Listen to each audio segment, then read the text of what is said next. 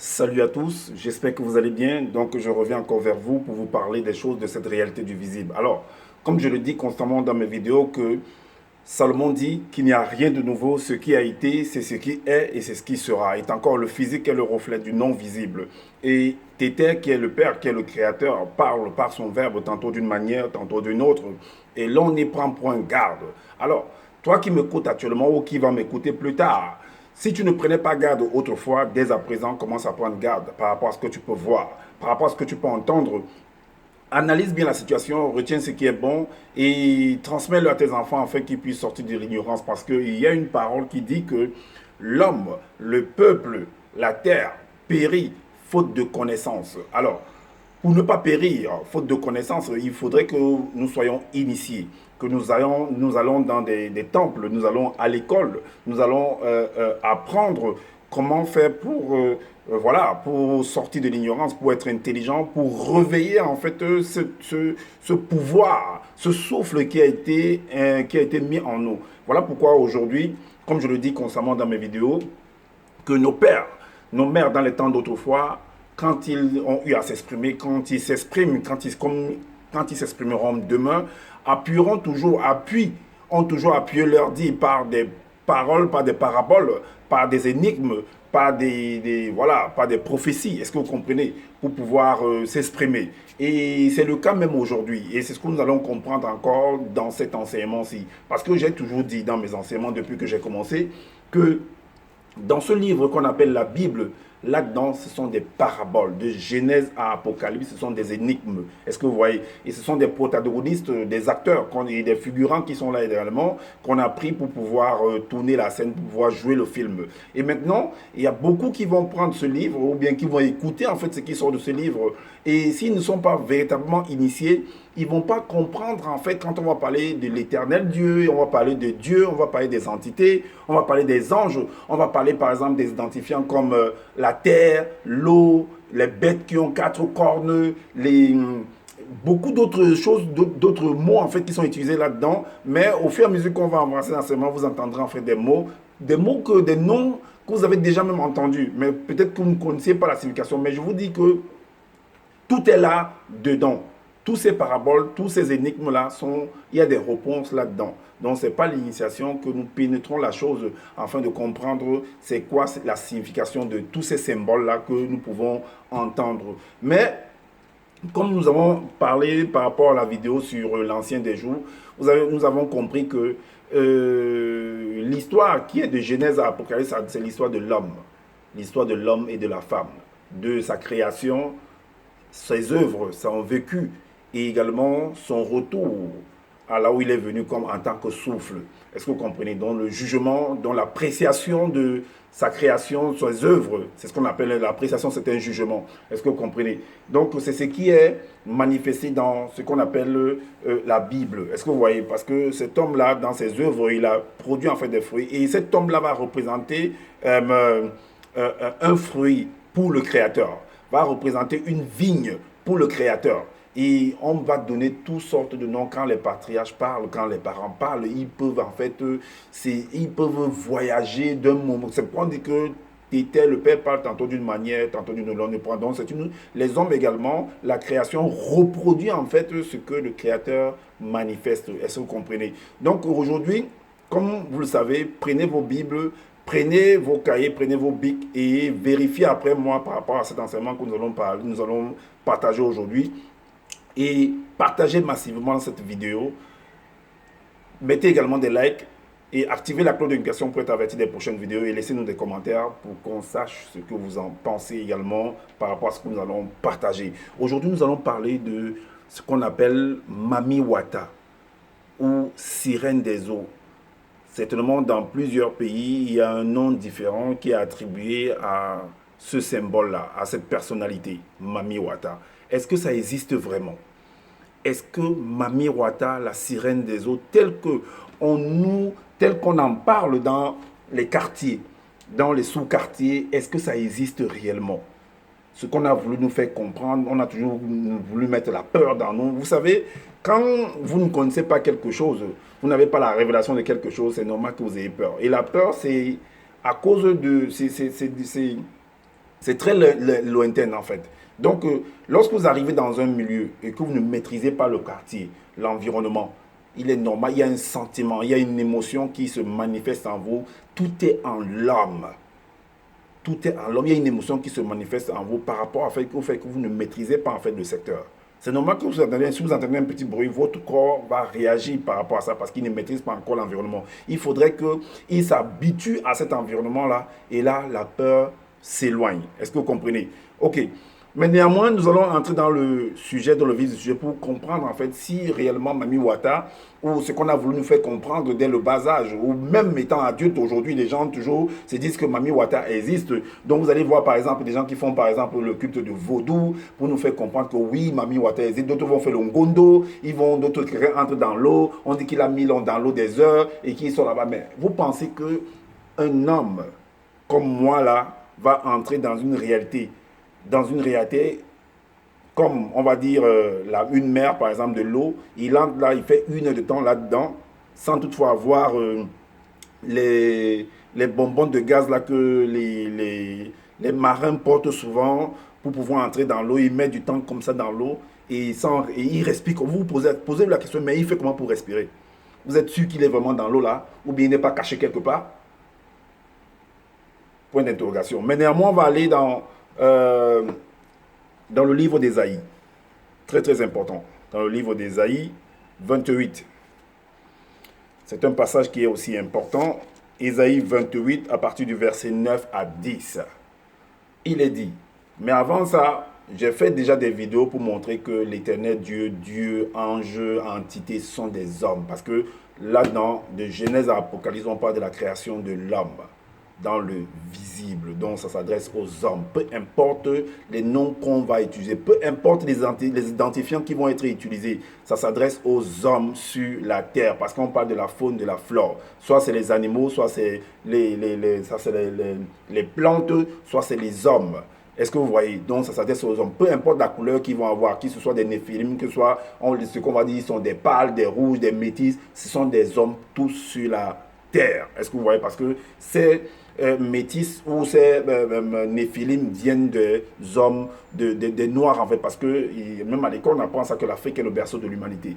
Ok. Donc quand on voit premièrement l'Afrique, c'est l'homme noir qui apparaît. Est-ce que vous comprenez? Alors, donc dans Isaïe 28, à partir du verset 9, il dit, à qui veut-on enseigner la sagesse? À qui? Parce que quand on pose la question, c'est parce qu'on sait qu'il y a différents états de conscience. Il y a des enfants, et l'enfant étant bébé a un état de conscience, et celui qui est adulte a un autre état de conscience. On ne peut pas mettre les deux en fait sur une balance.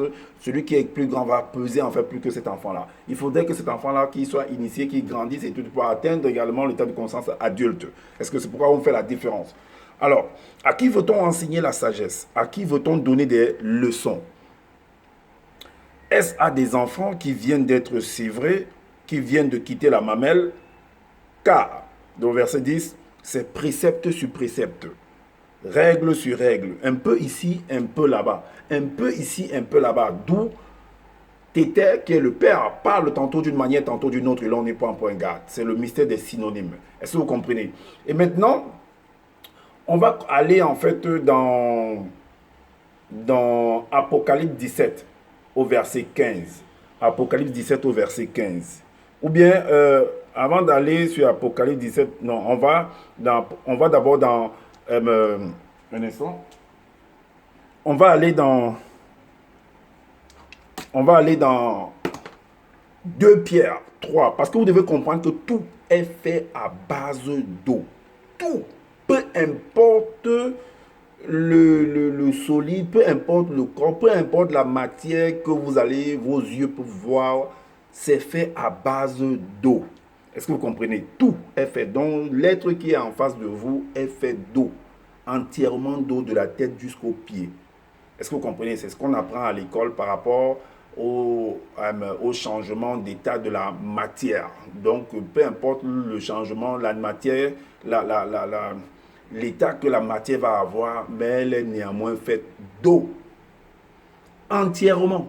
Il n'y a même pas qu'on laisse une partie. Donc, dans 2 Pierre au verset 3 à 5, il est dit, Ils veulent ignorer en effet que les cieux existaient autrefois par la parole de Dieu, de même qu'une terre tirée de l'eau est formée au moyen de l'eau. Donc ils veulent ignorer ça, que la terre a été tirée de l'eau et formée au moyen de l'eau. Est-ce que vous voyez? Et on va maintenant dans Apocalypse 17, Apocalypse chapitre 17, au verset 15. Car il est dit, il me dit, deux points, le titre c'est la chute de Babylone.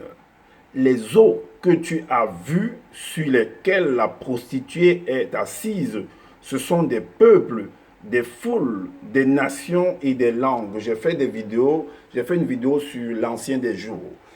Vous pouvez aller voir la vidéo sur mon YouTube, La Grande Purification. J'ai fait une vidéo également sur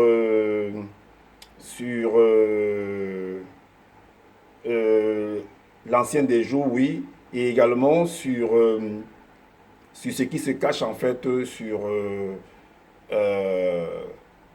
c'est quoi encore là?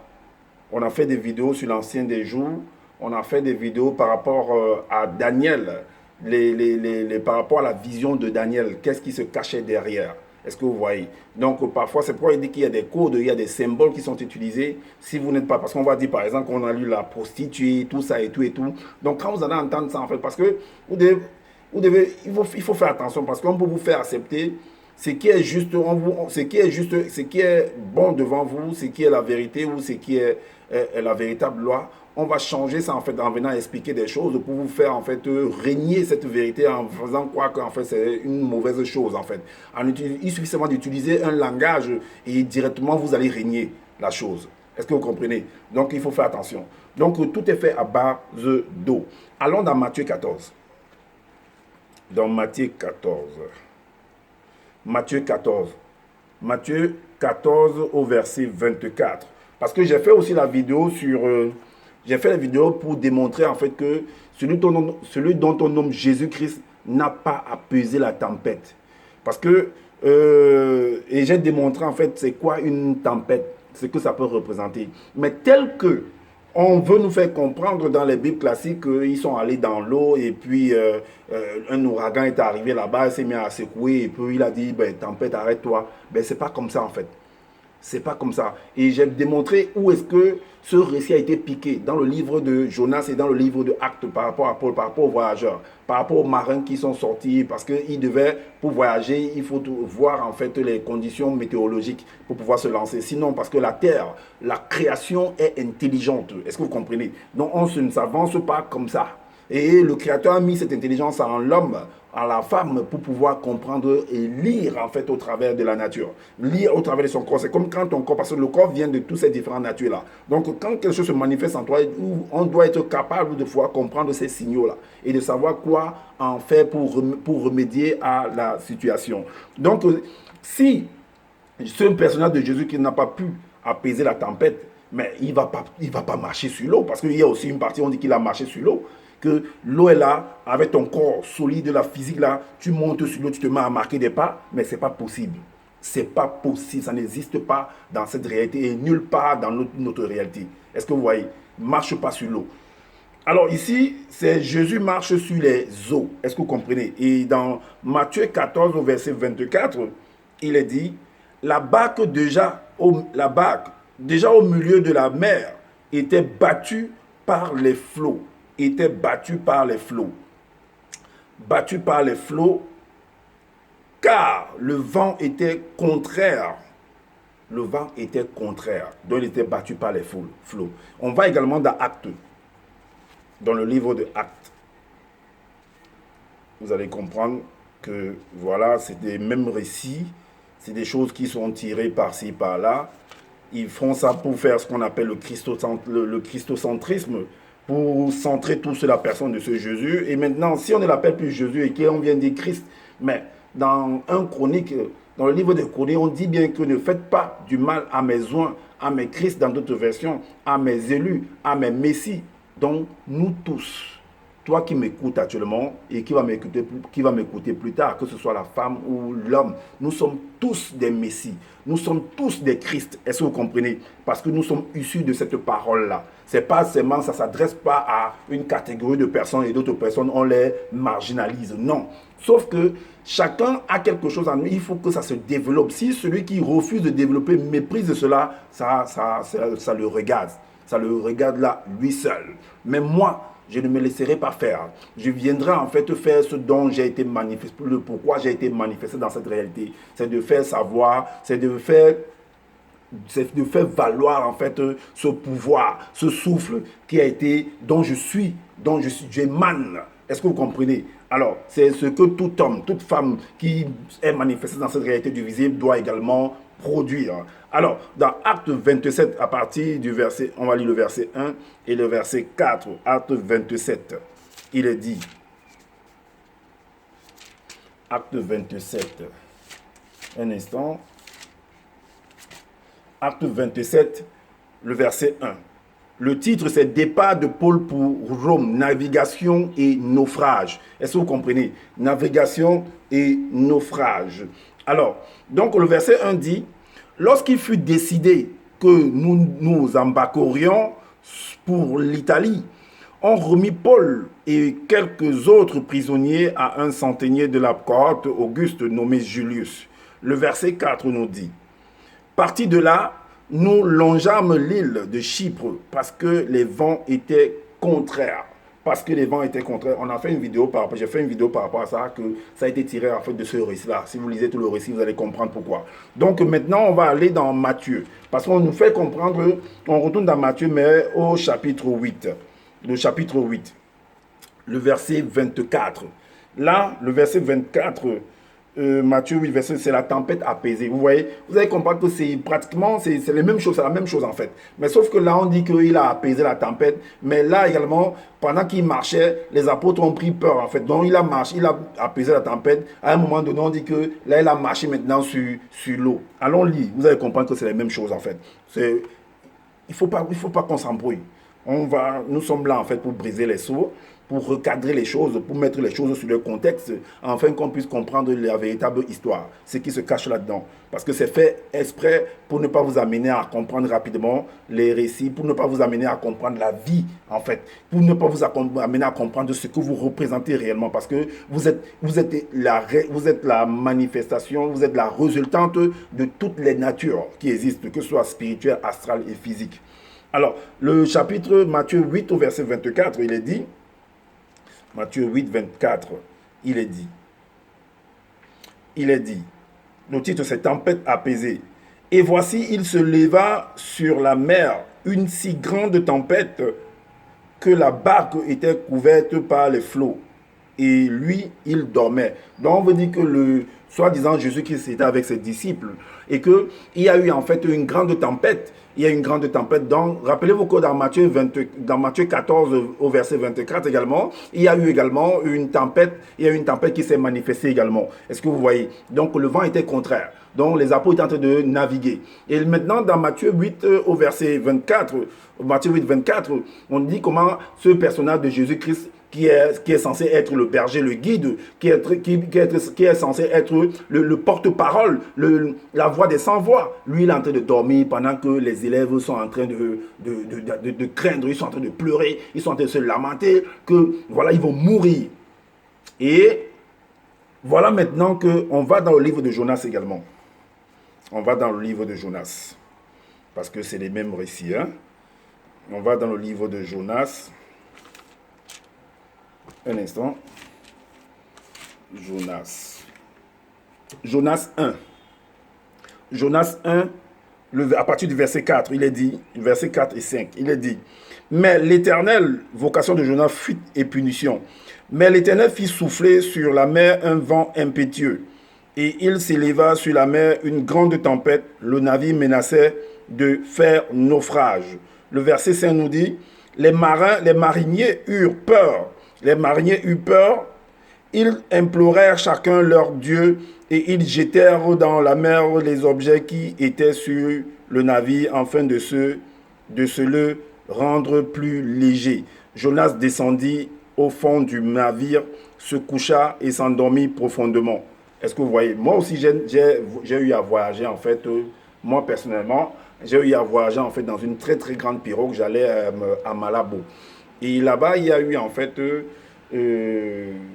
beaucoup de secousses. Il y a eu beaucoup de secousses et ceux qui avaient l'habitude de voyager dans cette voie-là, on dit que si que non, c'est les esprits de l'eau, que non, il faudrait que si on a des pièces en fait qu'on se décharge de ça et tout, j'arrive ma bouteille de jus, mais de se lancer, de jeter ça dans l'eau, ça va apaiser la mer, tout ça et ainsi de suite, que ça va apaiser la mer. Donc c'est comme ça que parfois quand tu vas par exemple à Kribi au bord de mer, que si tu vois un objet brillant, ne prends pas ça que c'est les mami wata, c'est les esprits de l'eau qui ont dû laisser ça, mais les esprits de l'eau, est-ce qu'ils sont physiques? On dit bien esprit de l'eau, est-ce que c'est physique? Ou quand ils sont dans l'eau, ils sont des esprits. Quand ils viennent sur la terre, ils deviennent physiques. Donc ils ont le pouvoir. Quand ils sont dans l'eau, ils sont spirituels. Et quand ils veulent sortir de l'eau, ils deviennent physiques en fait. Qui leur donne le pouvoir là? Qui leur donne l'autorité là? Je dis bien, je l'ai toujours dit dans mes vidéos, que un esprit, pour qu'il vienne, peu importe le pouvoir qu'il aura, s'il veut venir dans cette réalité du visible là, c'est le Créateur qui doit lui créer un corps physique. Si cet esprit-là vient nuire les gens et que le Créateur accorde le corps physique là pour qu'il entre, pour qu'il nuise les gens, c'est vous-même, analysez par vous-même. Est-ce que vous voyez? Alors, il ne peut pas accéder dans cette réalité du visible si le Créateur ne lui donne pas le corps physique. Est-ce que vous comprenez? Donc, voilà, on vient de lire dans Jonas. Dans Jonas, on va également dans le livre de Job. Dans le livre de Job, dans Job 33. Job 33, à partir du verset 14. Job 33, à partir du verset 14 à 26. Vous devez comprendre que vu qu'on a le corps physique, ce que tu vois, le corps, notre être tout entier, en fait, c'est comme vous voyez l'ordinateur. L'ordinateur est un disque dur. Ça veut dire que toutes les informations que tu peux manifester, tout le travail que tu peux faire, en fait, l'ordinateur enregistre cela. Est-ce que vous voyez? Vu que le corps n'est pas fait de main d'homme. Alors, lorsque ce que tu vois, tu entends, est gardé et emmagasiné en toi, à un moment donné, ça remonte en fait comme un reflux gastrique. Tu peux être en train de dormir et que tu vois également la chose, tu te dis que mais on est en train de peut-être te poursuivre et tout. Peut-être parce que tu as vu ça soit dans un film, soit tu as vu ça au travers des uns et des autres, comment, et puis ton corps emmagasiné, ton corps réagit maintenant pendant que tu es calme. Est-ce que vous voyez? Et là, tu prends peur, tu te dis que non, on te poursuit en fait. Par exemple, pourtant, ce sont des choses que tu as eu à voir et que tu as eu à entendre. Et c'est ton être intérieur qui manifeste ça. Parce que vous devez comprendre également que de la même manière que le corps physique, la vie qu'il peut avoir dans cette réalité visible, c'est la même vie que ces deux êtres intérieurs. Ces êtres qui sont à l'intérieur, ça de l'esprit, l'âme, peuvent aussi également vivre. Parce que le physique est le reflet du moi intérieur. Alors, il est dit à partir du verset 14 jusqu'au verset 26 au chapitre 33 de Job. Dieu parle cependant tantôt d'une manière, tantôt d'une autre, et l'on n'y prend point garde. Il parle par des songes, par des visions nocturnes, quand les hommes sont livrés à un profond sommeil. Il y a des manifestations qui se produisent. Est-ce que vous voyez? Alors, quand ils sont endormis sur leur couche, alors il leur donne des avertissements, il met le sceau à ses instructions afin de doutiner l'homme du mal et de le préserver de l'orgueil, afin de garantir son âme et de la fosse et sa vie des coups de glaive. Donc, on va s'arrêter là. On va parler au verset 26, on va s'arrêter là. Si vous voulez lire jusqu'au verset 26, donc vous pouvez lire. Donc, voilà, on vient de lire. On va également aller dans Psaume 107. Psaume 107. On va aller dans le psaume. Dans Psaume 107. C'est où ça? Psaume 107 à partir du verset 23. On va lire le verset 23 déjà et puis le verset 25 à 27. Il est dit, le verset 23 dit, ceux qui étaient descendus sur la mer dans les navires et qui travaillaient sur les grandes eaux. Le verset 25 nous dit, il dit, et il fit souffler la tempête qui souleva les flots de la mer. Le verset suivant nous dit, c'est jusqu'au 27. Ils montaient vers les cieux, ils descendaient dans l'abîme. Dans l'abîme, leurs âmes étaient éperdues en face du danger. Saisis de vertige, ils chancelaient comme un homme ivre et toute leur habileté était anéantie. Est-ce que vous voyez? Donc il y a des hommes en fait qui sont descendus dans la mer. Peut-être ceux-là, ils n'ont pas vérifié la météo, ils se sont aventurés dans cette voie-là. Et voilà comment la tempête a commencé. Parce que vous devez comprendre que la tempête, tout ce que le Créateur a fait est intelligent. Est-ce que vous voyez? La création est intelligente. Et elle a des manifestations. Il y a des moments où notre ventre fait des bruits. Est-ce que vous voyez? Donc c'est en mouvement parce qu'il y a quelque chose il y a une manifestation qui entre et puis bon, le corps réagit. Donc même l'eau, c'est un corps, il réagit également. Et si tu vas au moment où il est en train de réagir autrement, ben, ça va te faire bizarre en fait parce que toi qui es sur cette eau-là dans une bac, tu vas subir en fait les réactions, la vague de réaction de ce corps-là. Est-ce que vous comprenez? Voilà, on ne s'aventure pas comme ça, il faut comprendre en fait le corps. Voilà pourquoi on va revenir encore dans le livre de Matthieu. Le livre de Matthieu au chapitre 14, le verset 26. Le verset 26 nous dit, quand les disciples le virent marcher, donc ils ont vu, certainement selon ce qu'on nous dit, qu'ils ont vu en fait Jésus-Christ en train de marcher sur l'eau. C'était dans la nuit. En plus, c'était dans la nuit. Est-ce que vous voyez? Ce n'est pas en journée, hein, ce n'est pas à la vue de tout le monde. Donc, c'était dans la nuit. Donc, ils l'ont vu en train de marcher sur l'eau. Donc, si tu vois quelqu'un marcher sur l'eau, certainement, si c'est un esprit, tu vas voir quelque chose qui est en train de briller. Parce que l'esprit est considéré comme la lumière. Tu vas voir quelque chose qui brille. Et vu les histoires qu'on raconte dans les sous-quartiers, comme je l'ai dit, que non, il y a les Mami Wata, il y a les esprits de l'eau, il y a les esprits. Mais notre corps physique, si, que nous voyons, celui qui parle, le corps physique qui est en face de vous là. Mais vous devez savoir que derrière ce corps-là, il y a un esprit physique là derrière. Et il y a un esprit qu'on ne peut pas toucher en fait. Tout corps a un esprit derrière. Il y a, on dit que derrière toute chose, il y a un esprit. Est-ce que vous comprenez? Alors, donc, quand les disciples le virent marcher sur la mer, ils furent troublés et dirent, c'est un fantôme.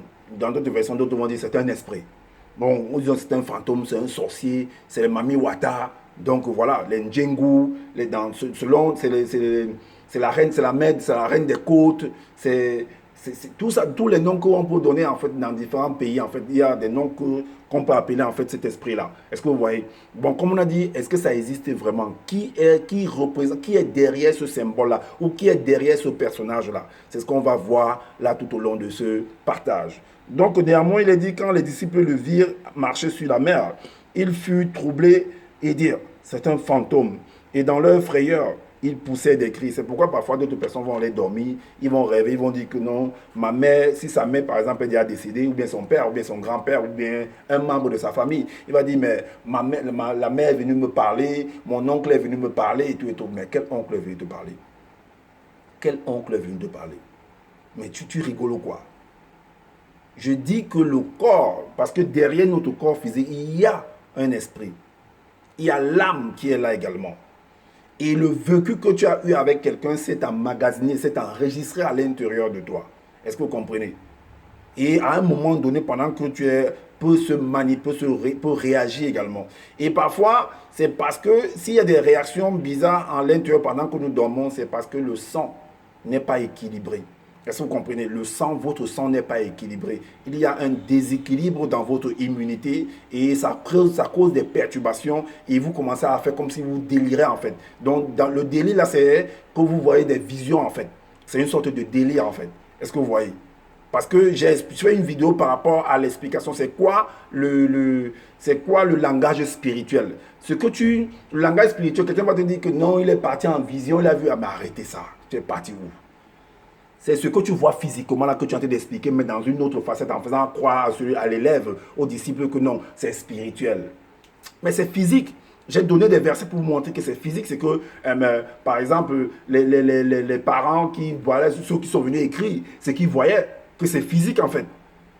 Mais vu que c'est un jeu de langage, et vous devez être initié par rapport à tout cela, afin de ne pas tomber dans les pièges des uns et des autres. Donc, comme j'ai dit, on l'a vu marcher sur l'eau. Au verset 27, il est dit, Jésus leur dit, aussitôt, rassurez-vous, c'est moi, n'ayez pas peur.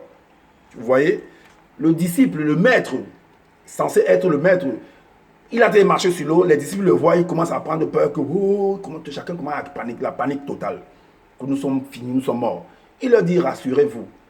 C'est la même chose qui s'est produite en fait pendant que on dit qu'il a apaisé la tempête. Donc, pendant que lui dort, les gens sont en train d'avoir peur qu'ils vont mourir. Et après, il se réveille, il dit, mais pourquoi avez-vous peur? Où est votre foi? Voilà. Mais vous allez voir, j'ai fait la vidéo pour parler de ça. C'est lui-même, il va fuir face à cette tempête-là. Donc, il leur dit cela. Et on va aller également dans Matthieu 8. On revient aussi dans Matthieu 8, le chapitre 8. Le chapitre 8, au verset 25 et 26. 8, 25, 26. Voilà, là, le titre, c'est Tempête apaisée. J'ai dit que c'est du n'importe quoi, ça. Il raconte n'importe quoi. Il a dit là-bas que ne rassurez-vous, n'ayez pas peur, c'est moi et tout et tout. Écoutez ce qu'il dit ici au verset 25. 25, Matthieu 8, 25 à 26. Il dit, les disciples s'étant approchés, le réveillèrent et dirent, Seigneur, Seigneur, nous périssons. Et il se réveille, il leur dit, pourquoi avez-vous peur, gens de peu de foi? Alors il se leva, menaça le vent et la mer, et il y eut un grand calme. Voilà donc quelqu'un qu'on vient réveiller, comme j'ai dit tantôt, et il dit que, mais pourquoi avez-vous peur et tout et tout. Allons donc dans Jean 11. Vous allez voir aussi sa réaction.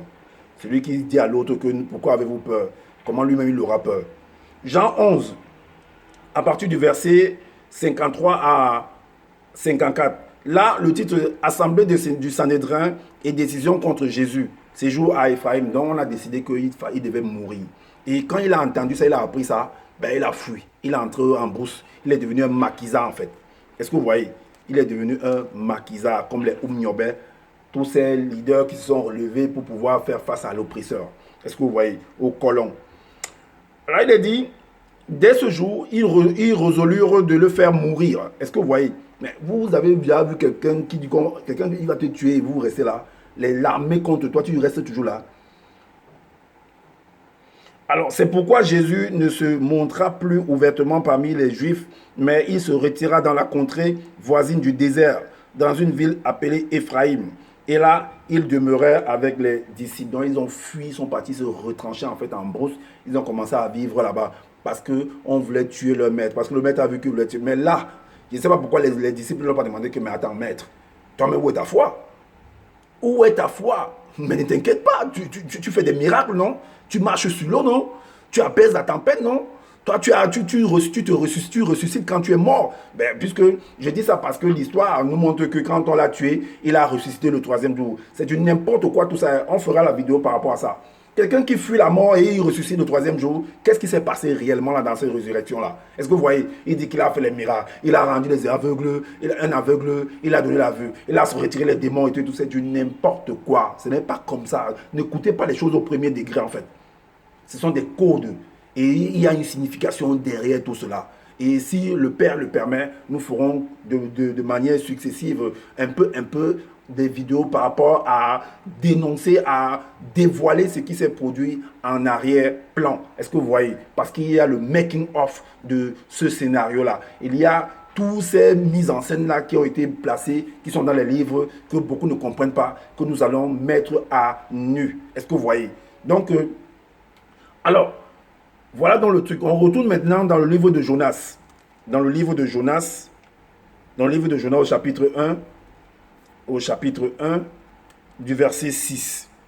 Il est dit, le pilote s'approcha de lui et lui dit, vous voyez, c'est les mêmes histoires, et lui dit, pourquoi dors-tu? Lève-toi, invoque ton Dieu, peut-être voudra-t-il penser à nous et nous ne périrons. Tu vas invoquer quel Dieu là? Tu vas invoquer quel Dieu? Depuis quand quelqu'un veut te tuer, il est là avec le pistolet devant toi. Hein? Quelqu'un veut te tuer, on l'a envoyé de venir t'éliminer. Et tu es là, tu te mets à genoux, tu te mets à invoquer, soit, je ne sais pas, invoque, peu importe celui que tu vas invoquer, le Créateur, le Dieu, je ne sais pas ce que tu penses. Mais monsieur, s'il vient te tuer, il va te tuer.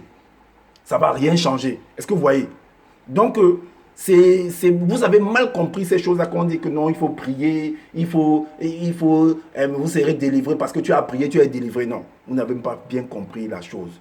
Si peu importe l'invocation que tu vas faire, s'il est venu t'assassiner, il va t'assassiner. Parce qu'il a reçu de l'argent derrière cela. Sauf si lui-même décide que non, là, peut-être c'est quelqu'un que je connais, ben, je ne vais pas faire cela.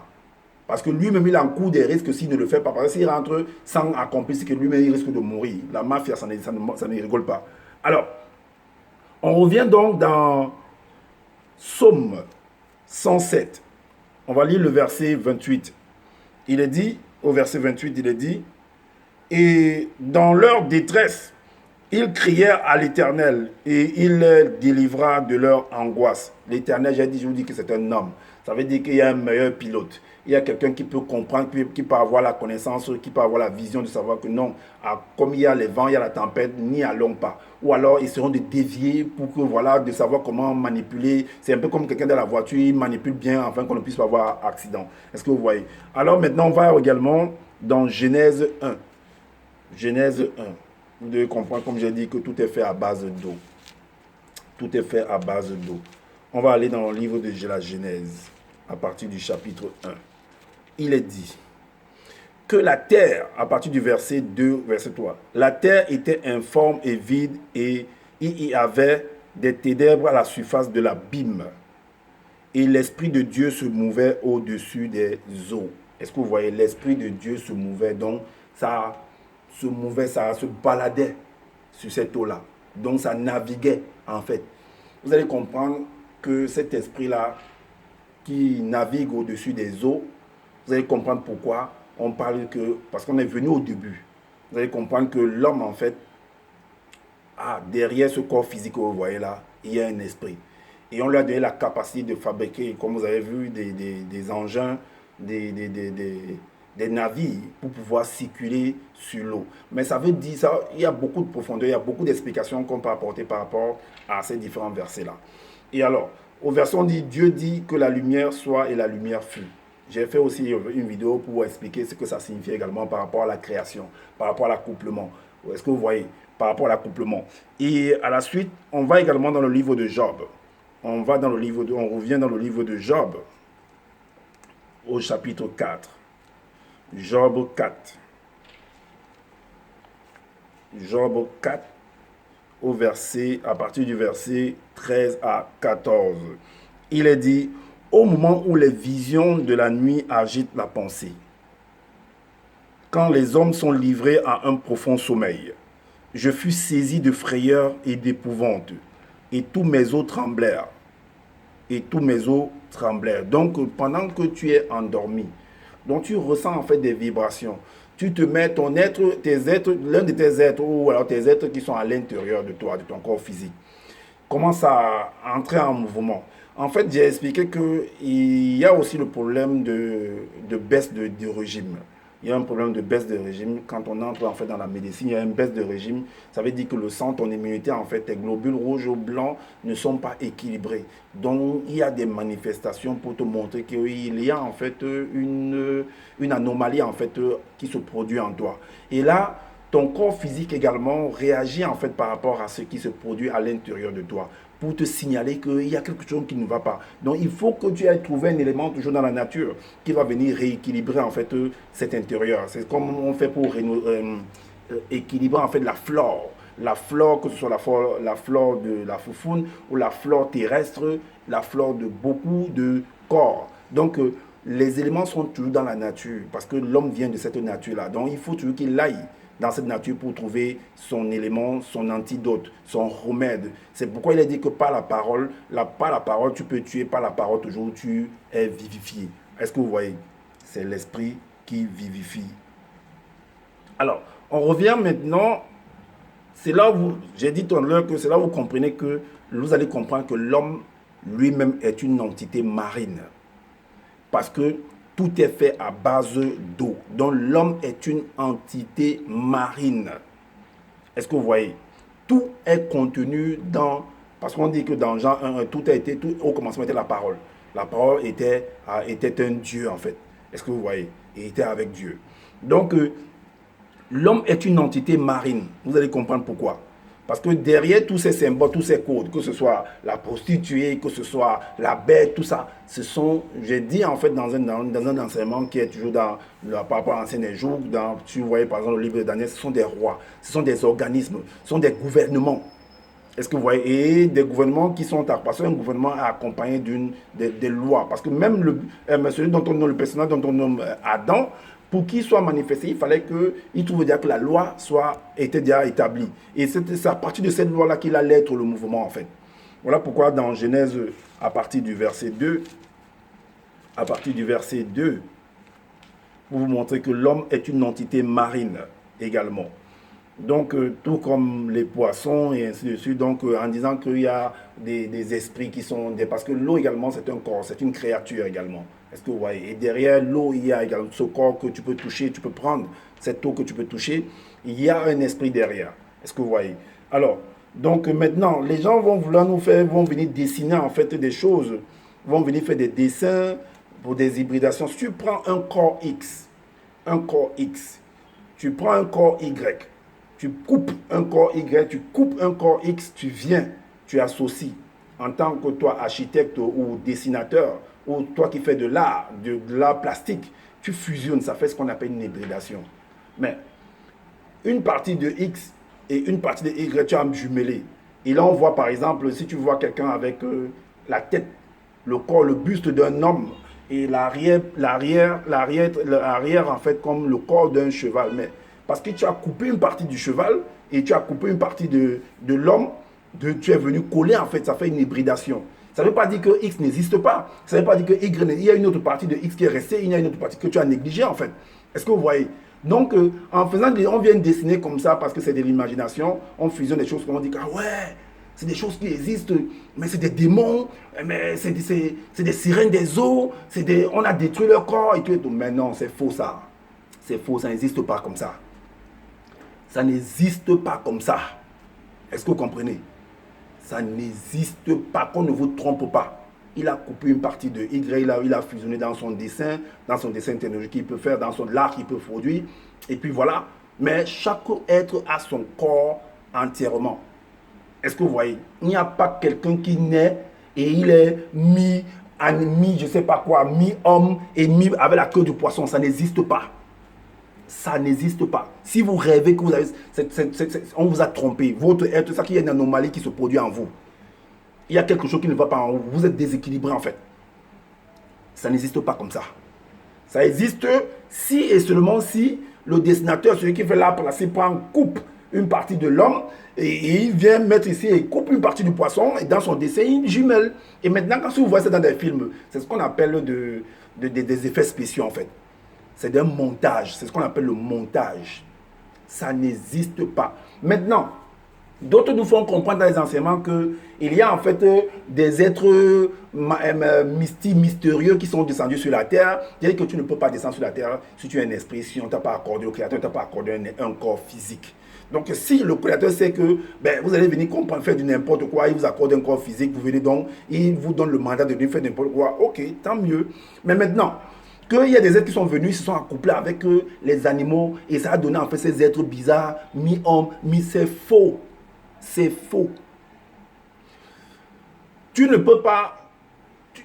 Un lion, par exemple, comment un lion va aller s'accoupler, par exemple, à la girafe ou bien avec un éléphant? L'éléphant est tellement grand mais il va monter par haut pour pouvoir s'accoupler avec l'éléphant.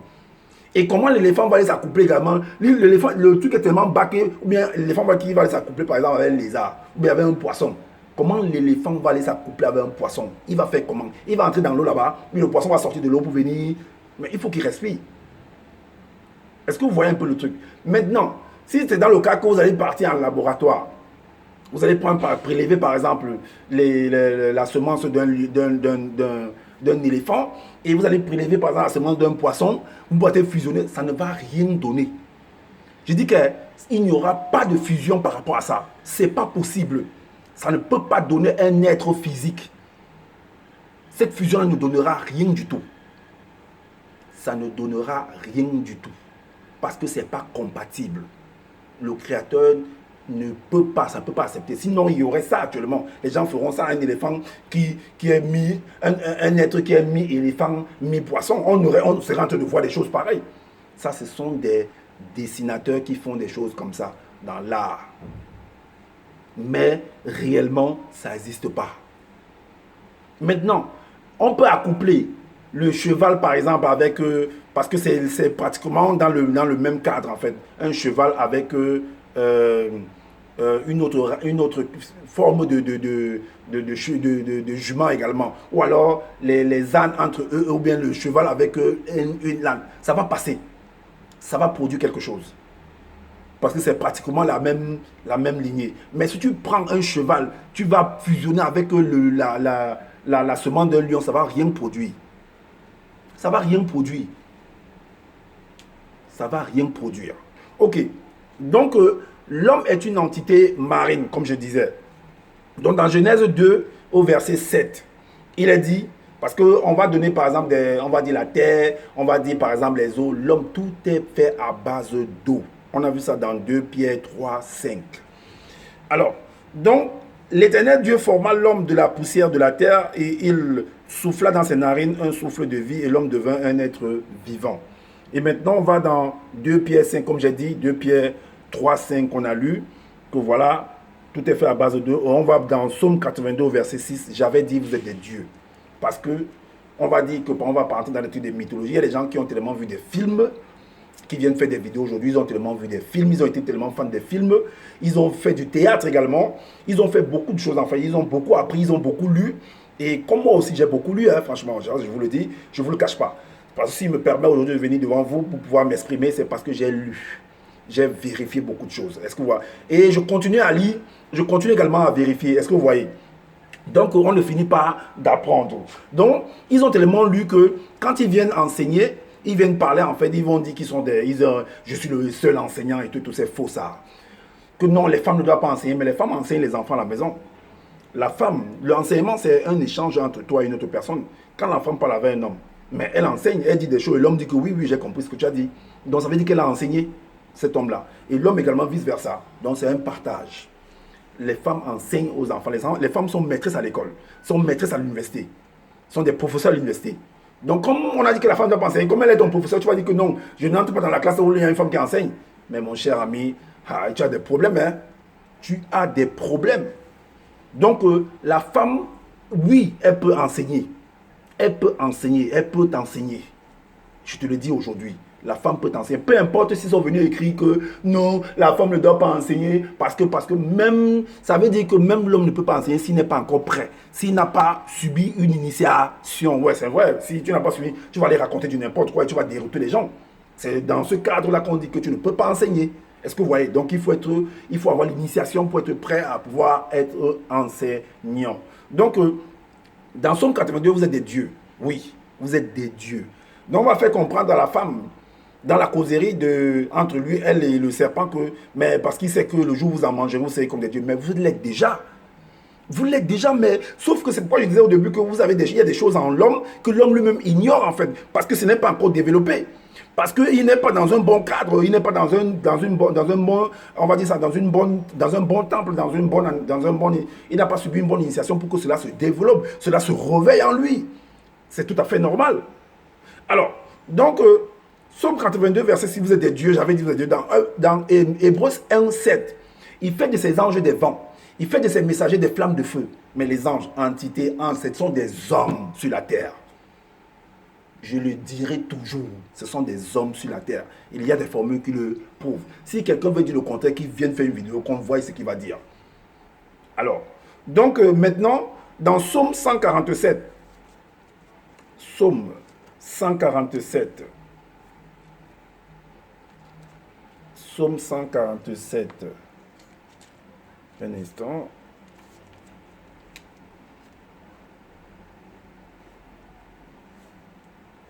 Psaume 147. Psaume 147 au verset 18. Au verset 18, il est dit, il envoie sa parole et les fond, et il les fond. Il fait souffler son vent et les eaux coulent. Donc il envoie sa parole, donc ce n'est pas sa parole, donc c'est de l'eau en fait, mais qui a un pouvoir pour reproduire des choses. Est-ce que vous voyez? Parce que même la semence, c'est de l'eau. Et maintenant, dans Exode 15, Exode 15,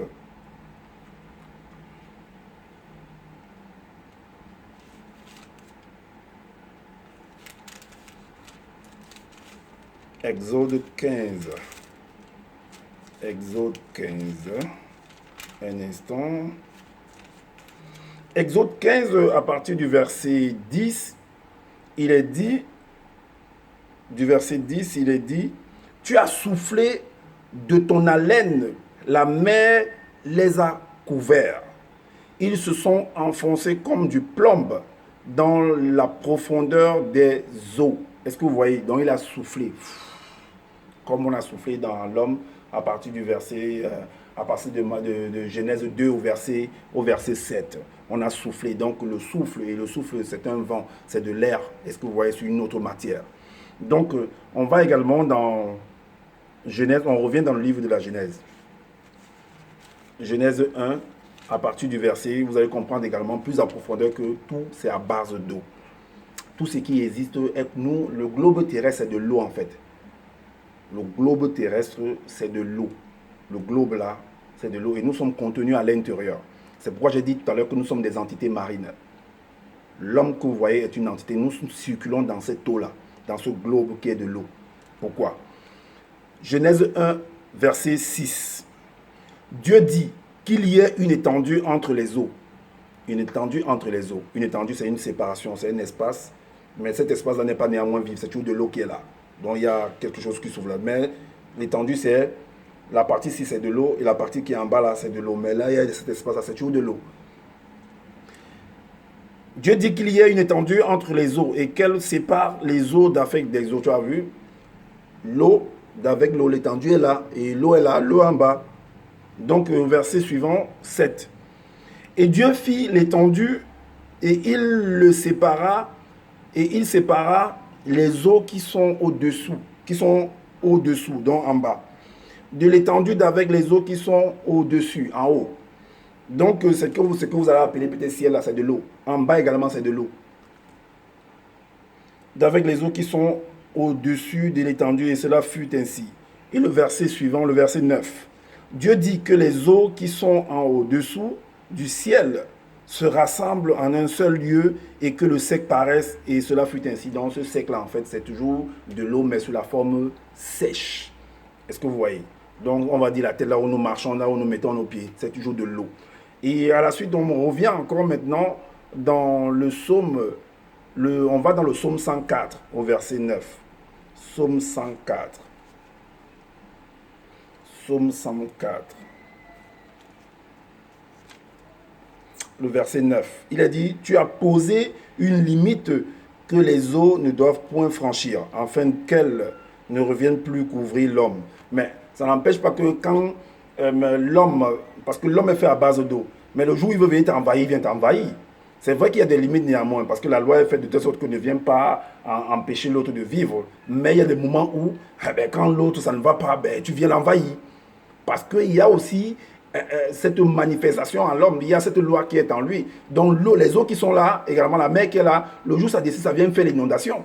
Ça vient vous envahir, parce que il y a quelque chose en fait. Il y a un truc qui doit s'équilibrer. C'est un peu comme le mystère du disjoncteur. Donc, c'est fait de telle sorte que chaque élément du réel dans le visible là est équivalent en fait, a son équivalent dans le côté invisible. C'est pourquoi on dit que le physique est le reflet du non visible. Donc, si on allons comprendre à partir du disjoncteur, vous allez comprendre. Donc, quand vous allez comprendre le principe du disjoncteur, vous allez comprendre en fait pourquoi je dis que chaque élément du réel dans le visible a son équivalent en fait dans le côté du moi intérieur, du plan invisible. Ce qui fait que s'il y a des équilibres en fait, quand il y a des équilibres en fait, ils vont tout faire pour s'équilibrer, pour maintenir en fait le courant mystérieux. Vous voyez? Donc, le disjoncteur, il y a un seuil au travers du passage. Le disjoncteur va sécuriser en fait une maison, un corps, une demeure, une réalité. Et à force de travailler, il y a un seuil qu'il ne faut pas en fait déborder. Si vous débordez, soit si ça augmente plus, c'est un peu qu'au niveau, on parle au niveau de la gradation de la température. Si ça monte plus, il y a un seuil, quand ça déborde, pap, le disjoncteur déclenche. Si ça descend à un seuil où ça ne peut pas, ça n'accepte pas, pap, le disjoncteur déclenche pour sécuriser en fait. Et là, maintenant, tu dois comprendre en fait que tu dois aller en fait prendre des choses, des éléments, tu dois te nourrir pour rééquilibrer en fait ta flore.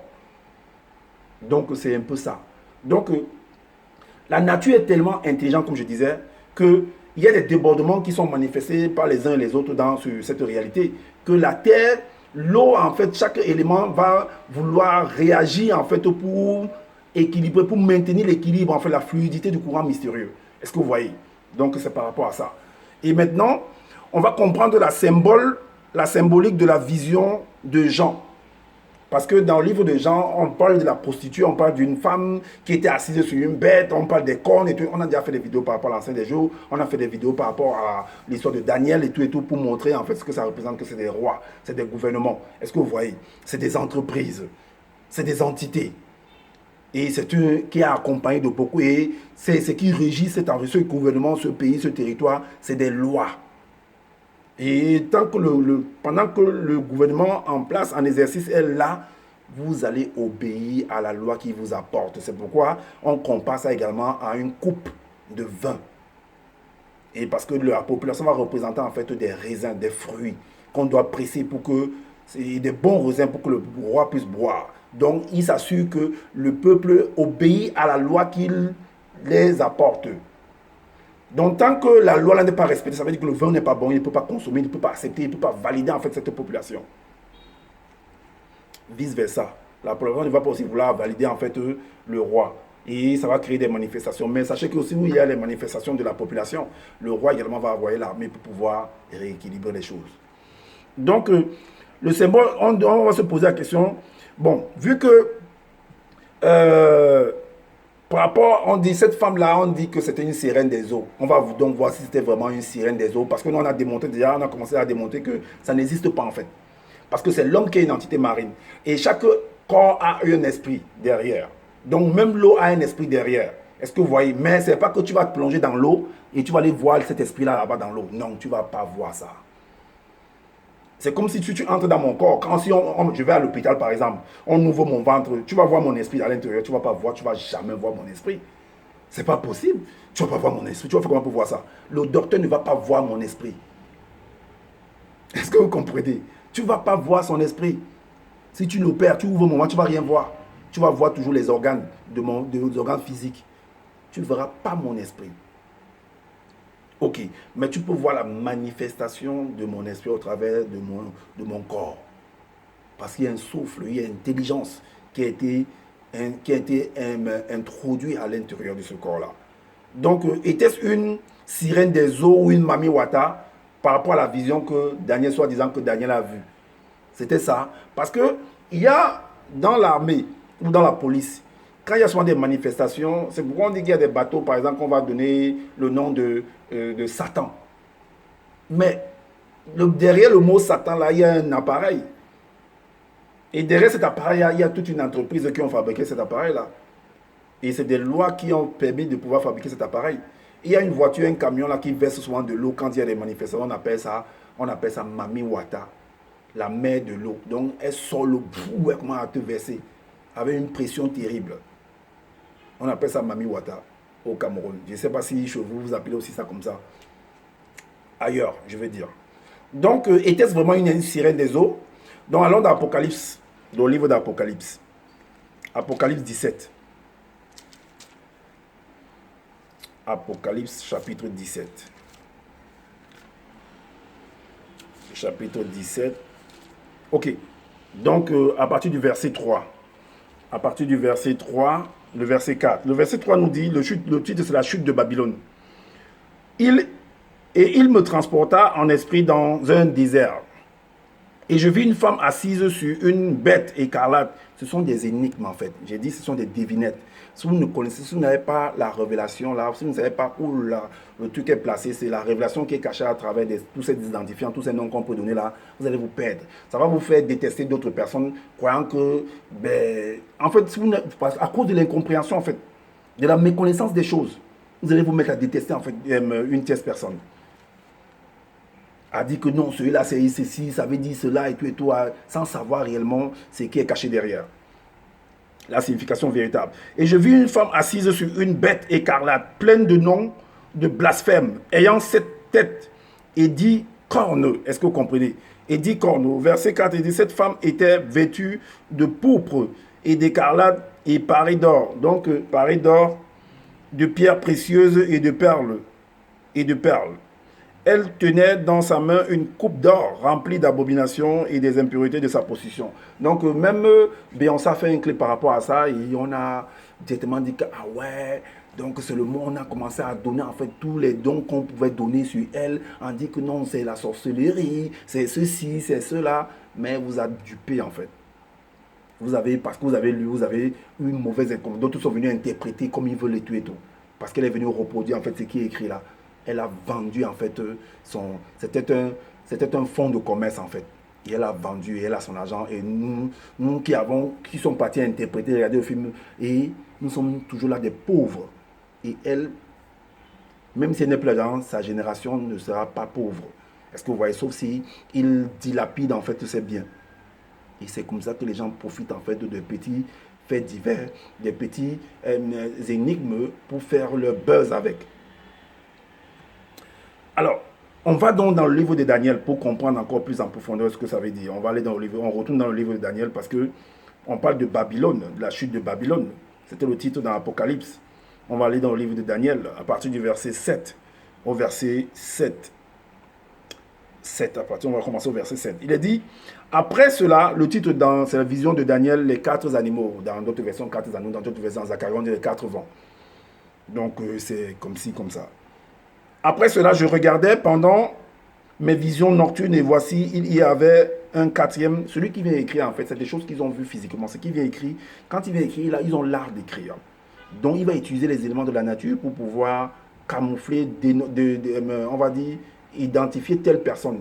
Peut-être moi, au lieu de me dire moi, Charles, il va peut-être aller dire, ou bien Gon, il va aller dire que, au lieu de m'appeler comme ça, il va aller dire non, par exemple, le lion, que je suis le lion en fait. Derrière le lion là, il y a moi qui suis derrière.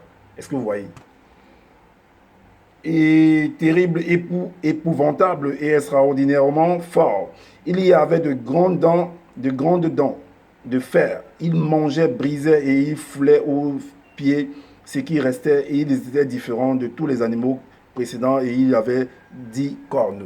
Mais vous avez déjà vu quel animal sur cette terre qui a 10 cornes sur la tête? Ça n'existe pas. Un animal créé sur cette terre qui a 10 cornes, ça n'existe pas. Avec des dents de fer. Vous avez vu ça où? Ce sont des métaphores. Et le verset 8 nous dit, je considérais les cornes et voici une autre petite corne sortie du milieu d'elle. Et 3 des premières cornes furent arrachées devant cette corne. Et voici, elle avait des yeux comme les yeux d'homme et une bouche qui parlait avec arrogance. Et le verset 20 nous dit, et sur les 10 cornes qu'il avait à la tête et sur l'autre qui était sortie et devant laquelle 3 étaient tombés, sur cette corne qui avait des yeux, une bouche parlant avec arrogance et une plus grande apparence que les autres. Le verset 25 nous dit, il prononça des paroles contre le Très-Haut.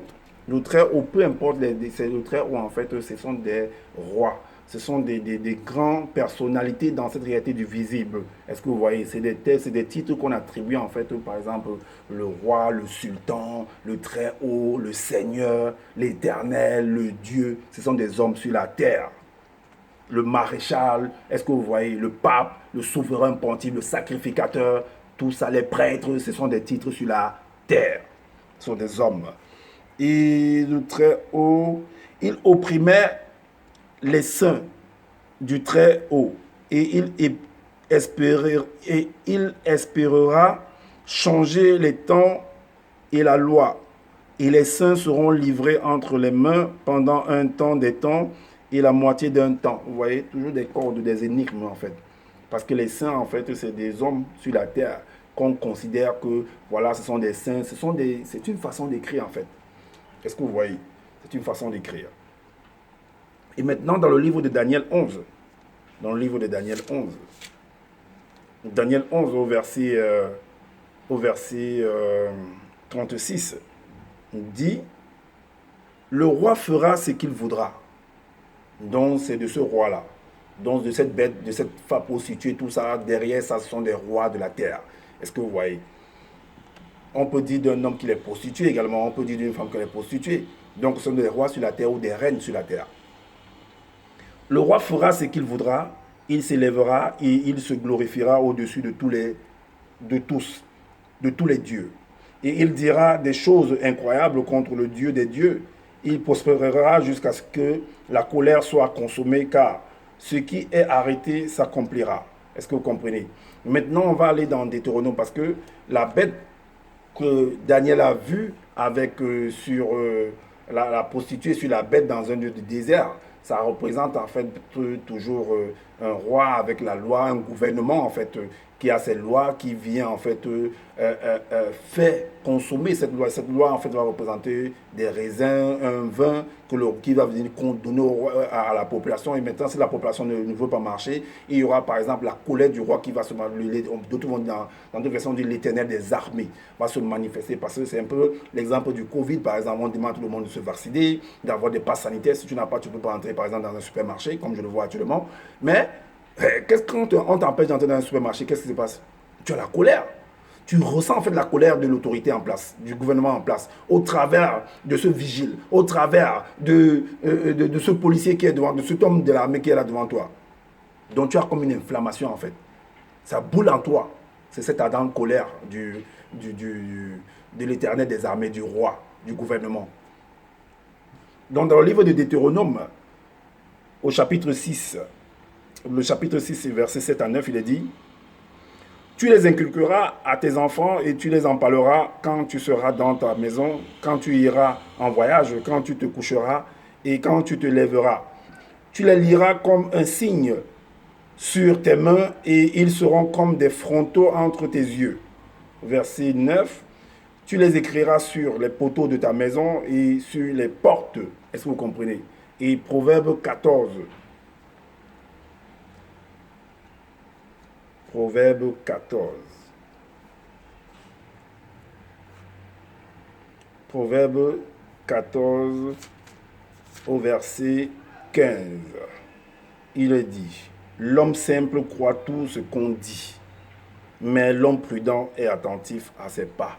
Oui, parce que, comme je disais tantôt, que vous pouvez voir une chose, une explication dans les Bibles classiques et vous allez croire que la chose est une abomination. Déjà, il faudrait savoir même c'est quoi une abomination. Vous allez traiter l'autre de prostituée, pendant que vous êtes un prostitué. Est-ce que vous voyez? Donc, il faut faire attention avec le langage. C'est très, très important. Derrière ce qu'on traite de prostituée, il y a quelque chose de bien.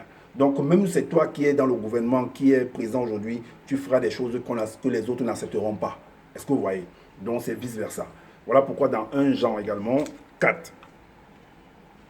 1 Jean 4.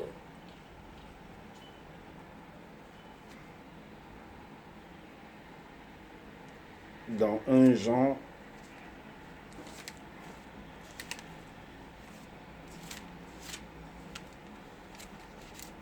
Jean 4.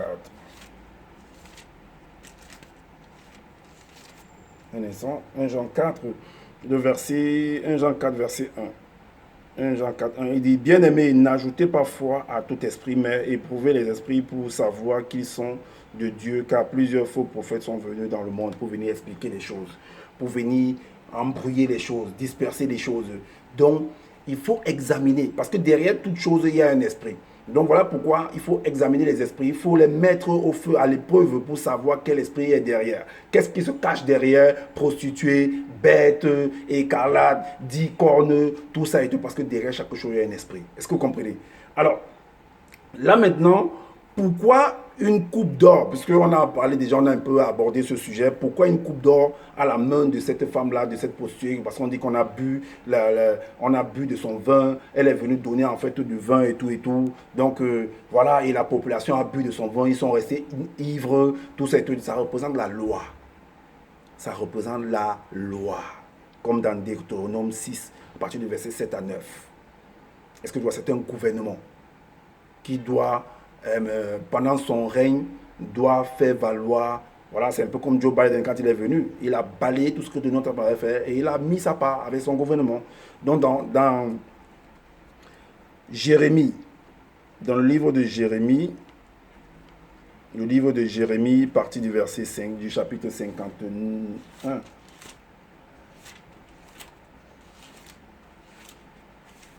51 au verset 7, il est dit: Babylone était dans la main de l'Éternel une coupe d'or. Donc, compare ça. Donc, vous montre que c'est comme ça que les choses se produisent. Donc, il y a des réponses par rapport à tous ces énigmes-là. Est-ce que vous comprenez? Donc, Babylone était dans la main de l'Éternel une coupe d'or qui enivrait toute la terre. Les nations ont bu de son vin. C'est pourquoi les habitants ont été comme en délire.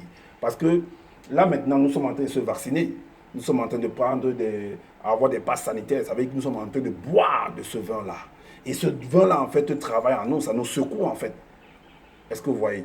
Donc maintenant, est-ce que tu ne dois pas faire le pass sanitaire? Celui qui dit il ne va pas faire le pass sanitaire, là, on va voir comment vous allez, de toute façon, que vous n'ayez pas pass sanitaire, vous ne vous vaccinez pas, vous allez faire, en fait, vous allez payer, en fait, vous allez faire, comment on a fait ça?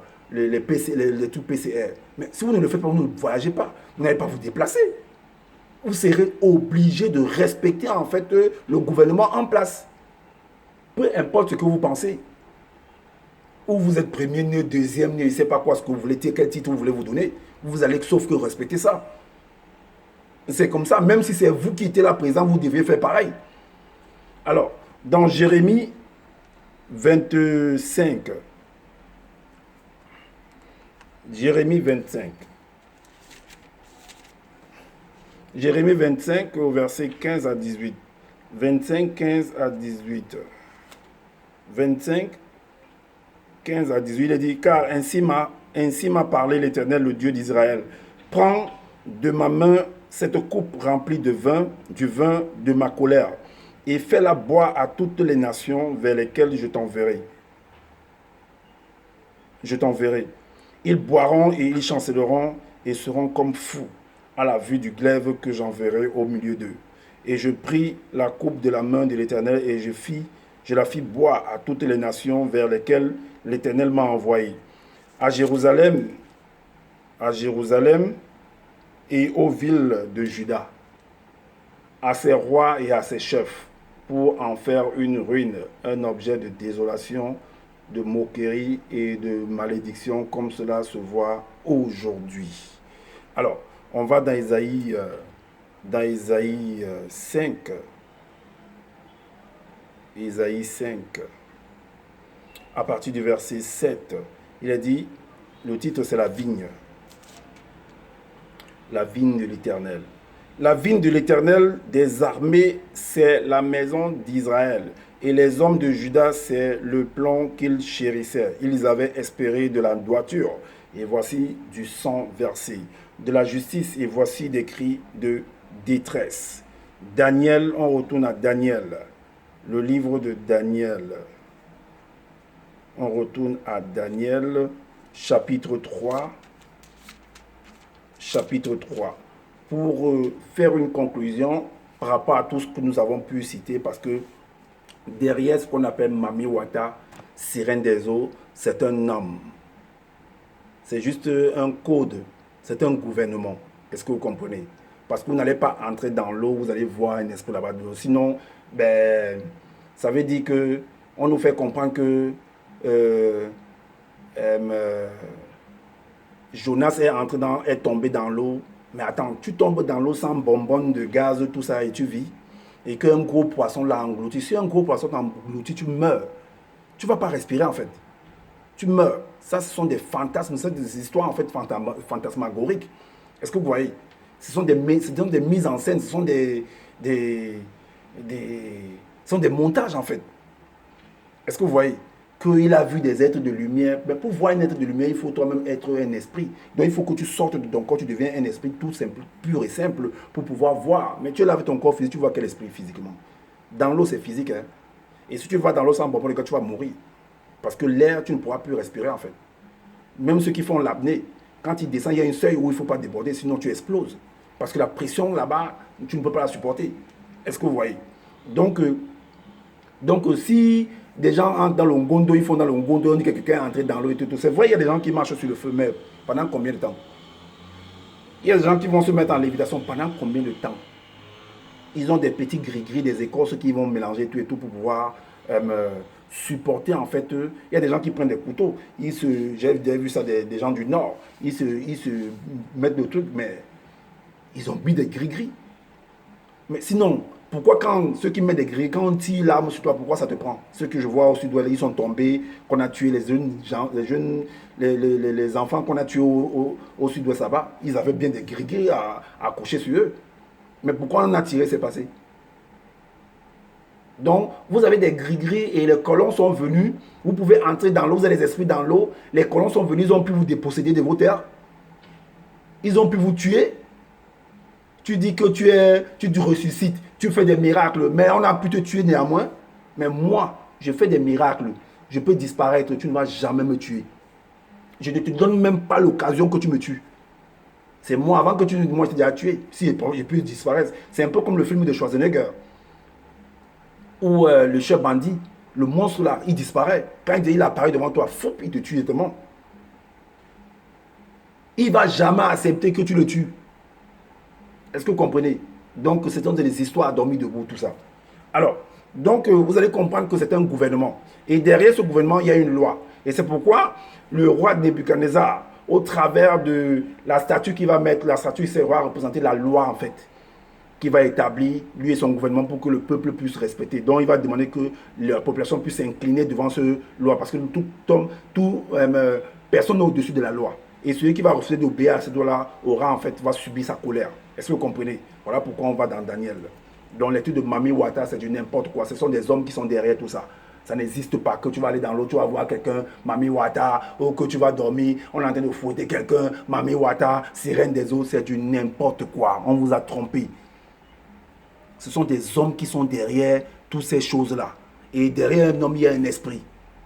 Voilà. Chaque corps, l'eau également a son esprit. Il n'y a pas un esprit que c'est des démons que non, mi-homme, mi-poisson. Ça n'existe pas. Ça n'existe pas tout ça. Ça, ce sont des montages que les hommes ont fait eux-mêmes, ils ont fabriqués, ils sont venus écrire pour embrouiller les gens, de comprendre les choses. Et les gens ont peur. Oh, Mami Wata, oh, ceci et ceci. Mais arrêtez un peu ça. Les gens depuis, ils disent que je te chasse Satan, je te... Mais si Satan avait le pouvoir là, qu'il apparaît devant toi, mais qui peut s'amuser? Qui peut s'amuser même? Mais il vient te tuer directement. Alors dans Daniel 3, Daniel 3, chapitre 3 au verset 1 à 6, il est dit: le roi Nebuchadnezzar fit une statue d'or, haute de 60 coudées et large de 6 coudées. Il la dressa dans la vallée de Dura, dans la province de Babylone. Le roi Nebuchadnezzar fit convoquer les satrapes, les intendants et les gouverneurs, les grands juges, les trésoriers, les jurys consuls, les juges et tous les magistrats des provinces, pour qu'ils se rendissent à la dédicace de la statue qu'avait élevée le roi Nebuchadnezzar. Alors, les satrapes, les intendants et les gouverneurs, les grands juges, les trésoriers, les jurisconsuls, les juges et les magistrats et tous les magistrats des provinces s'assemblèrent pour la dédicace de la statue qu'avait élevée le roi Nebuchadnezzar. Ils se placèrent devant la statue qu'avait élevée Nebuchadnezzar. Un héros cria à haute voix: voici ce qu'on vous ordonne, peuple, nation, hommes de toute langue. Au moment où vous entendrez le son de la trompette, du chalumeau, de la guitare, de la samburque, du psalterion, de la cornemuse et de toutes sortes d'instruments de musique, vous vous prosternerez et vous adorerez la statue d'or qu'a élevée le roi Nebuchadnezzar. Le verset 6 nous dit: quiconque ne se prosternera pas et n'adorera pas sera jeté à l'instant même au milieu d'une fournaise ardente. C'est ça en fait que le gouvernement, par exemple, les gouvernements sont en train de mettre par exemple la vaccination. Si tu ne veux pas te prosterner face à cette vaccination-là, tu vas subir la colère ardente de chaque gouvernement. Est-ce que vous voyez? Donc voilà en fait le truc. Donc derrière Mami Wata, tous ces noms qu'on donne là, et tout, pour pouvoir faire comprendre que non, Mami Wata Sirène, c'est du n'importe quoi. C'est un montage en fait. Est-ce que vous voyez? C'est un montage. Il n'y a rien de cela. Parce que l'eau également, c'est un corps. Et derrière cette eau-là, il y a une entité qui est l'entité des eaux. Parce que c'est son corps. Et derrière un corps physique, vous voyez, il y a un esprit également. C'est ce souffle qu'il y a, c'est ce pouvoir. Ce sont ces lois-là qu'on a mis en l'homme, en chaque corps, de pouvoir avoir l'être au mouvement. C'est pourquoi l'eau a l'être au mouvement qu'on appelle des vagues. Est-ce que vous voyez? Donc, c'était ce que j'avais à vous partager. Et je vous supplie de partager massivement cette vidéo, d'envoyer des likes également, et d'activer la cloche de notification pour être averti des prochaines vidéos, et aussi de laisser des commentaires. Voilà, de laisser des commentaires, et je vous dis à la prochaine. Et prenez soin de votre famille, prenez soin de votre santé, car c'est très très important. Bye bye.